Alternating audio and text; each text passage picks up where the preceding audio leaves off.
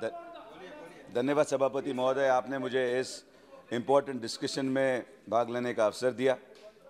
Sir, पिछले काफ़ी देर से हमारे अपोजिशन साथियों की मैं बात सुन रहा था और उनकी बात सुन के एक इंग्लिश मुहावरा मुझे याद आया कि 99% of all statistics only tell 49% of the story. बहुत बड़ी बड़ी बातें अपोजिशन से सुनने को मिली, CPI, WPI, इन्फ्लेशन, और काफ़ी पॉलिटिकल और इकोनॉमिक एनालिस्ट ने ये बात रखी। मैं तो डॉक्टर हूँ, तो मैं डॉक्टर के तौर पे बता पाऊँगा कि मुझे एक बीमारी ज़रूर इनमें नज़र आई। एक बीमारी है सिलेक्टिव एमनीजिया, मतलब सिलेक्टिवली अपनी याददाश्त भूलने की एक बीमारी है। ये बड़ी सहूलियत से वो चीज़ भूलना चाहते हैं जो वो भूलेंगे, और बड़ी सहूलियत से वही चीज़ बताएंगे जो उनको बोलनी है। और पिछले 2-2.5 घंटे से इनका फेवरेट वर्ड है क्राइसिस।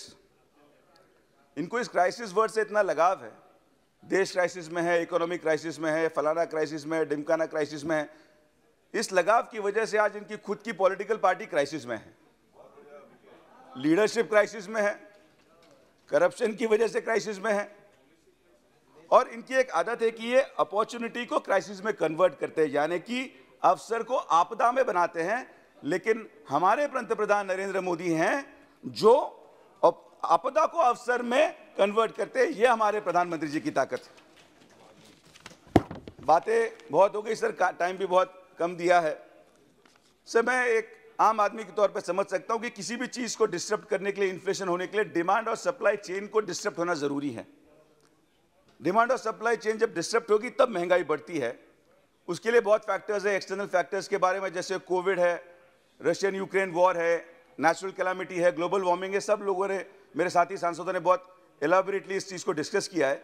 लेकिन पिछले 2.5 साल में हमारे महाराष्ट्र राज्य में जो MVA सरकार है, जिसे कुछ लोग शायद महाविकास आघाड़ी सरकार बोलती थी, हम कहते थे महावसूली आघाड़ी, एक अलग ही तरीके का इन्फ्लेशन महाराष्ट्र में देखने को मिला। मैं जो आपके माध्यम से सांसद में रखना चाहूँगा सर, डिमांड और सप्लाई कैसे था?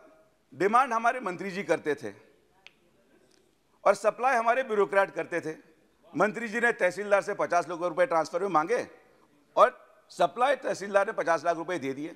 अब इस डिमांड और सप्लाई चेन की वजह से जो कोई भार जो पड़ा है वो आम आदमी पड़ा, कि जिस अधिकारी ने मंत्री को पैसे दिए ट्रांसफर के लिए, वो उसको कॉमन आदमी से वसूलता था। और इसकी वजह से महावसूली अघाड़ी के पिछले 2.5 साल के पूरे कार्यकाल में बहुत बड़ा इन्फ्लेशन महाराष्ट्र में हमको देखने को मिला। एक एग्जाम्पल मैं बताता हूं कि अकेले कोविड पीरियड में सर, अकेले कोविड पीरियड में अलग अलग नियमों के माध्यम से जो फाइन कलेक्शन हुआ है महाराष्ट्र गवर्नमेंट के द्वारा, 300 करोड़ रुपए फाइन कलेक्शन नियमों के उल्लंघन के लिए आम आदमी से लिया गया। हॉस्पिटल बिल कंट्रोल में नहीं किए गए, लेकिन इस तरीके का डिमांड और सप्लाई आपको महाराष्ट्र को देखने को मिला। सर, आज हमारे अपोजिशन के साथी जो आज बोल रहे हैं, मैं उनको एक फर्क समझाना चाहता हूं कि क्यों ये डिस्कशन होना जरूरी था। सर, पूरे देश में या पूरे विश्व में चाइना डेब्ट ट्रैप डिप्लोमेसी के बारे में बोला जा रहा है। China belt and road initiative के माध्यम से एक ग्लोबल इंफ्रा डेवलपमेंट स्ट्रेटेजी बनाई गई चाइना के द्वारा, और इस चाइना डेब्ट ट्रैप डिप्लोमेसी में करीबन 165 देश आज बर्बाद हुए हैं और $385 बिलियन का कर्जा इन देशों पे हुआ है।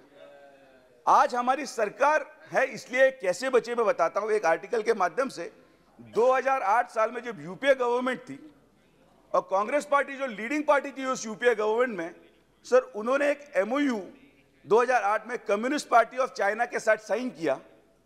19 से लग के कांग्रेस पार्टी के allied institute Rajiv Gandhi foundation ने उस दौरान चाइनीज गवर्नमेंट से ग्रांट लिया। और मैं ये दावे से कहना चाह रहा हूं, प्लीज, मैं दावे से कह रहा, सर 2 मिनट्स, सर 2 मिनट्स, मैं दावे से कहना चाह रहा हूं कि आज अगर यूपीए सरकार होती, आज अगर यूपीए सरकार होती तो हमारा देश चाइना के पास गिरवी रहता।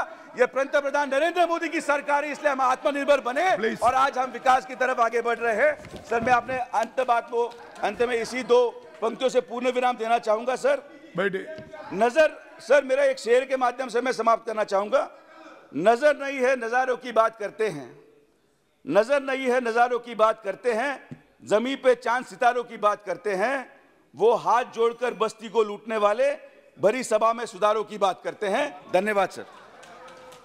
ऑनरेबल मेंबर श्री सेंथिल कुमार जी।